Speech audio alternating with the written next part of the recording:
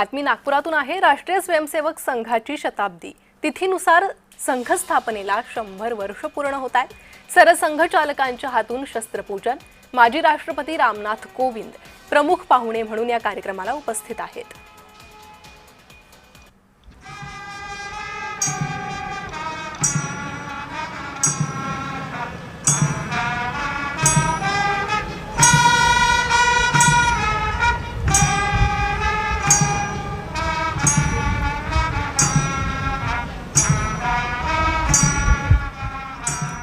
राष्ट्रीय स्वयंसेवक संघाला 100 वर्ष पूर्ण होत आहे। संघाचा सन्मान पंतप्रधान नरेंद्र मोदी यांच्या हस्ते करण्यात आला।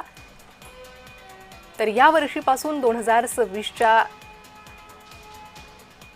या शताब्दी वर्ष साजरा होणार आहे। 2026 पर्यंत संघ शताब्दी महोत्सव साजरा करत आहे आणि या निमित्ताने संघाने केलेले कार्य वेगवेगळ्या कार्यक्रमांच्या माध्यमातून प्रत्येकापर्यंत पोहोचवण्याचं काम संघाकडून होणार आहे।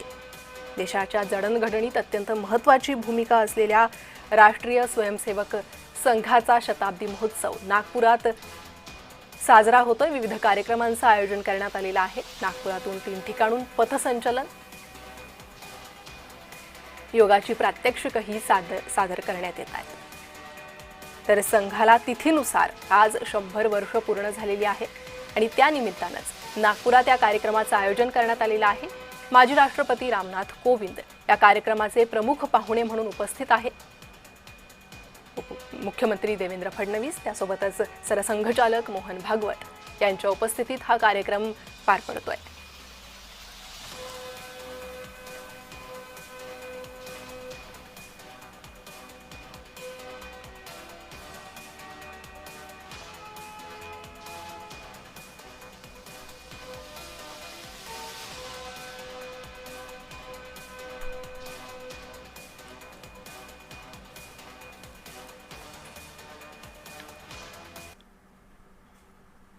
तर संघाला 100 वर्ष पूर्ण झालेली आहे।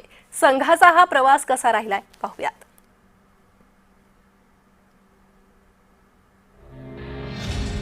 27 सप्टेंबर 1925 भारतात ब्रिटिशांविरोधातला लढा ऐन भरात होता। ब्रिटिशांच्या विरोधात लढणं, स्वातंत्र्य मिळवणं हे तमाम भारतीयांचं एकच ध्येय होतं। पण हेच ध्येय गाठण्याच्या पद्धती आणि विचार हे मात्र अनेक पातळ्यांवर वेगवेगळे होते। जहाल आणि मवाळ, हिंदू आणि मुस्लिम अशा अनेक पातळ्यांवर देशात संघर्ष सुरू होते। याच काळात महाराष्ट्रातल्या नागपूरमध्ये डॉक्टर केशव बळीराम हेडगेवार यांनी एका संघटनेची स्थापना केली। नाव होतं राष्ट्रीय स्वयंसेवक संघ। हिंदुत्वाच्या विचारांचा पुरस्कार करणारी ही संघटना होती। हिंदूंचं संघटन करणं हे या संघटनेचं उद्दिष्ट होतं आणि हिंदू राष्ट्र तयार करणं हे या संघटनेचं ध्येय होतं। फक्त 7 स्वयंसेवकांच्या साथीने नागपूरमध्ये संघाची पहिली शाखा सुरू झाली आणि मात्र त्यानंतर त्याचा मोठा विस्तार हा संपूर्ण देशामध्ये झाला। विस्तार जरी झाला असला तरी सुरुवातीपासूनच अनेकांचा याला विरोध होता आणि विशेषतः काँग्रेसी विचारांचे जे मंडळी होते आणि जे काँग्रेसी नेते होते त्यांचा याला आधीपासून विरोध होता। पण तरी देखील प्रत्येक विरोधकाला चोखपणे उत्तर देत संघाची वाटचाल ही सुरू राहिली आणि संघ देशाच्या कानाकोपऱ्यापर्यंत पोहोचत राहिला। संघाची शाखा ही संघाचं बलस्थान ठरली। शाखेच्या माध्यमातून संघटना देशाच्या कानाकोपऱ्यात पोहोचली। संघाच्या शाखेत प्रवेश घेण्यासाठी आजही कोणतीही औपचारिकता नाही। त्यामुळे सर्वसामान्यांना या शाखेशी जोडून घेणं सहज शक्य झालं। संघ फक्त हिंदुत्ववादी विचारांपुरता मर्यादित राहिला नाही, तर वेगवेगळ्या संघटनांच्या माध्यमातून संघानं समाजकार्यही सुरू ठेवलं। वेगवेगळ्या क्षेत्रामध्ये काम करणाऱ्या संघाच्या 32 संघटना देशभरात काम करतात। भारतीय जनता पक्षाचं अस्तित्व हे राष्ट्रीय स्वयंसेवकांशी घट्ट नातं जोडून आहे। संघाच्या कार्यातूनच भाजपचा पाया रचला गेला। मात्र पक्षाच्या दैनंदिन आणि राजकीय निर्णय प्रक्रियेत संघ कधी थेट दिसून आला नाही। असं असलं तरी भारतीय पक्षाच्या भारतीय जनता पक्षाच्या धोरणांवर आणि कार्यपद्धतीवर संघाचा अप्रत्यक्ष प्रभाव कायम असल्याचं जाणकार सांगतात. भाजपचे दोन्ही पंतप्रधान अटल बिहारी वाजपेयी आणि नरेंद्र मोदी हेही संघातूनच घडलेले आहेत. वाजपेयींच्या काळातही संघाशी संबंध कायम राहिले आहेत आणि आता थेट नरेंद्र मोदी यांच्या नेतृत्वात या नात्याला एक वेगळं परिणाम लागतो. पंतप्रधान नरेंद्र मोदी नागपूरच्या संघ मुख्यालयाला भेट देणारे पहिले विद्यमान पंतप्रधान ठरले आहेत. गेल्या 100 वर्षात संघाला बंदीसारख्या कारवायांनाही सामोरं जावं लागलं. 3 वेळा संघावर बंदीची कारवाई केली गेली. महात्मा गांधींच्या मृत्यूनंतर संघावर पहिल्यांदा बंदी आणली. महात्मा गांधींची हत्या करणारा नथुराम गोडसे हा संघाशी संबंधित होता. सरसंघचालकांची जहाल भाषणं गांधीजींच्या मृत्यूला कारणीभूत होती असे आरोप संघावर झाले. मग इंदिरा गांधींनी देशात आणीबाणी जाहीर केल्यावर संघावर बंदी घालण्यात आली होती. आणीबाणी उठल्यावर संघावरची बंदीही उठली. बाबरी मशीद पाडल्यानंतर सुद्धा संघावर बंदी घालण्यात आली होती.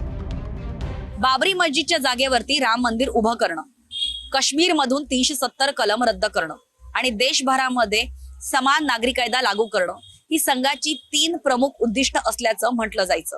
भाजपचं सरकार सत्तेत आलं की संघाची ही 3 प्रमुख उद्दिष्ट पूर्ण होतील अशी अपेक्षा संघाला होती आणि तशाच प्रकारचा एक मतप्रवाह देशभरामध्ये बरेच वर्ष ऐकू येत होता. नरेंद्र मोदी यांनी त्यांच्या पहिल्या कार्यकाळामध्ये राम मंदिराचा मार्ग मोकळा केला. दुसऱ्या कार्यकाळामध्ये राम मंदिर प्रत्यक्षात उभा करण्यात आलं आणि त्याचबरोबर काश्मीर मधून 370 कलम सुद्धा रद्द करण्यात आलं. आता तिसऱ्या कार्यकाळामध्ये देशभरात समान नागरिक कायदा लागू होईल अशी शक्यता वर्तवली जाते. संघाची कार्यपद्धती ही काटेकोर असते. सरसंघचालक हे संघाचे प्रमुख असतात. त्यामुळं भाजप सत्तेत असताना भाजपचं नेतृत्व आणि सरसंघचालकांशी त्यांचे संबंध याची चर्चाही नेहमी होते. पण संघ मात्र कायम या चर्चांच्या पलीकडे जाऊन काम करत राहिला. निवडणुकांचं काम असो की नैसर्गिक आपत्ती असो, संघ शांतपणे आपली भूमिका पार पाडत राहिला. 7 स्वयंसेवकांपासून सुरू झालेला संघाचा आता प्रचंड विस्तार झालाय. भारतामध्येच नाही तर जगभरामध्ये आता संघाचा पसार आहे. संघाचे नेमके स्वयंसेवक किती? संघाला कोण आर्थिक मदत करतं? संघाला किती आर्थिक मदत मिळते? या प्रश्नांची उत्तरं संघ देत नाही अशीही टीका गेल्या 100 वर्षात अनेकदा झाली आहे. पण अत्यंत शांतपणे संघ या टीकेला सामोरं जात राहिला. अधिकाधिक महिलांना सामावून घेण्यासाठी संघाचे प्रयत्न आजही सुरूच आहेत. वेळोवेळी आणि गरज भासेल तशी आपल्या विचारांची दिशा बदलण्याचं आव्हानही संघ पेलत राहिला आणि कदाचित त्यामुळंच शतकोत्तर वर्षात दिमागदार प्रवेश करणं संघाला शक्य झाले. ब्युरो रिपोर्ट, जय महाराष्ट्र. नमस्ते सदा वात्सले मातृभूमे असं हे संघगीत. त्याप्रमाणे कायमच मातृभूमीच्या सेवेसाठी तत्पर राहिला राष्ट्रीय स्वयंसेवक संघ. त्या स्वयंसेवक संघाला 100 वर्ष पूर्ण होत आहे. तिथीनुसार आज राष्ट्रीय स्वयंसेवक संघाला 100 वर्ष पूर्ण झाली आणि त्यानिमित्तानेच नागपुरात आज विविध कार्यक्रमांचं आयोजन करण्यात आलेलं आहे. संघ कार्य घरोघरी पोहोचवण्यात संघानं ही 100 वर्ष दिली आहे.